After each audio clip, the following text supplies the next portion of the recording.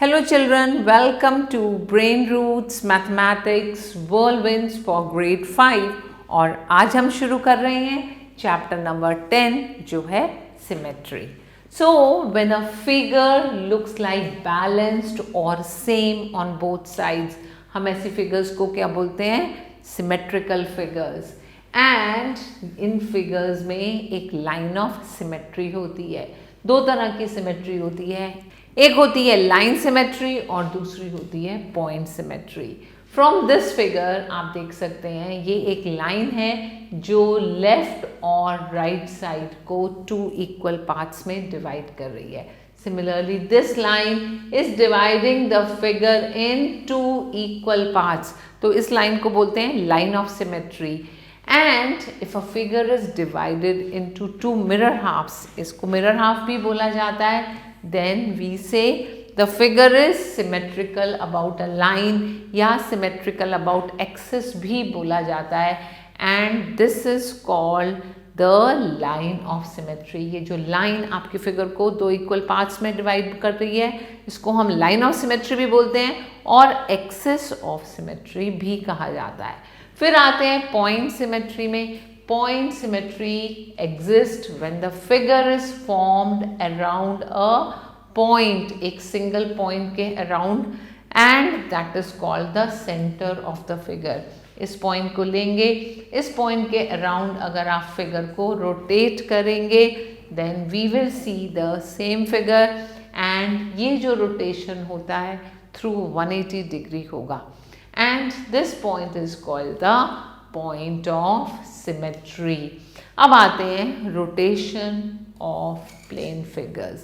When we rotate a figure in any direction, we will get the same figure and same size. Suppose एक arrow है, it is moving in clockwise or anti-clockwise direction. तो इसको move करने के बाद आपने observe किया, इसको क्लॉकवाइज मूव किया और आगे चला, नीचे आया. फिर इसी तरह से इस फिगर को अगर आपने एंटी क्लॉकवाइज मूव किया एंड ये नीचे आया. इसी तरह से हम ऑब्जर्व करते हैं कि कोई फिगर्स क्लॉकवाइज या एंटी क्लॉकवाइज मूव करती है और पूरा 360 डिग्री या 180 डिग्री के मूवमेंट के बाद वो एग्जैक्टली सेम नज़र आती है.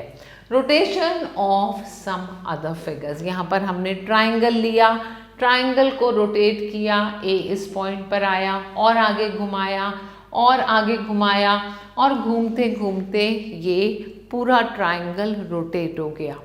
एंड यहाँ पर हम बात करते हैं रोटेशन ऑफ रेक्टेंगल की. ये पॉइंट रोटेट होकर ऊपर आया, फिर ये पॉइंट रोटेट होकर इधर आया, फिर और आगे गया, फिर नीचे चला गया. एंड ये रोटेशन 45 डिग्रीज का रोटेशन नज़र आ रहा है हमें.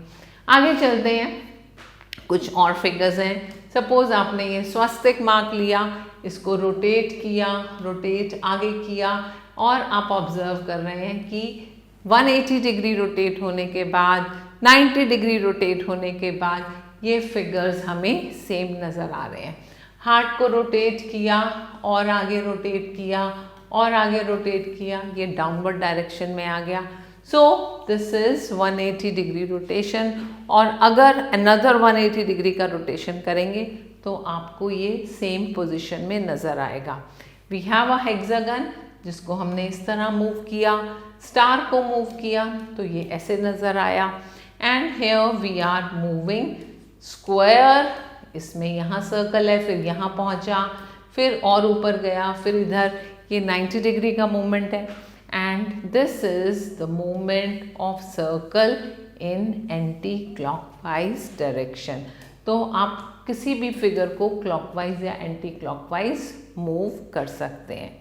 Now talking about reflection of plane figure.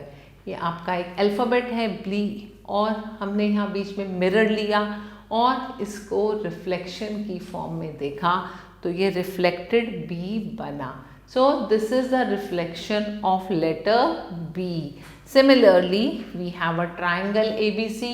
यहाँ पर ये C रिफ्लेक्ट होकर ऐसे लिखा गया, B रिफ्लेक्ट होकर इस तरह लिखा गया और ए एज इट इज़। हमेशा ध्यान रखना है मिरर रिफ्लेक्शन हमेशा सेम हाइट का होता है और इक्वल डिस्टेंस पर होता है।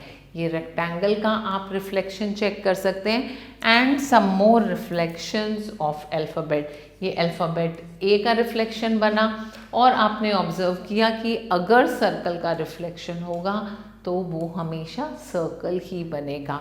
इक्विलेटरल ट्रायंगल का रिफ्लेक्शन इक्विलेटरल ट्रायंगल ही आएगा और स्क्वायर का रिफ्लेक्शन स्क्वायर ही आएगा। तो रिफ्लेक्शन समझ आया, सिमेट्री समझ आई, आपको लाइन ऑफ सिमेट्री समझ आई, रोटेशन सिमेट्री आई and now we have few questions for you. आप इन क्वेश्चंस को करेंगे। Rotate the given figure clockwise direction में 3 स्टेप्स लेंगे और उनको 3 स्टेप्स में रिप्रेजेंट करेंगे।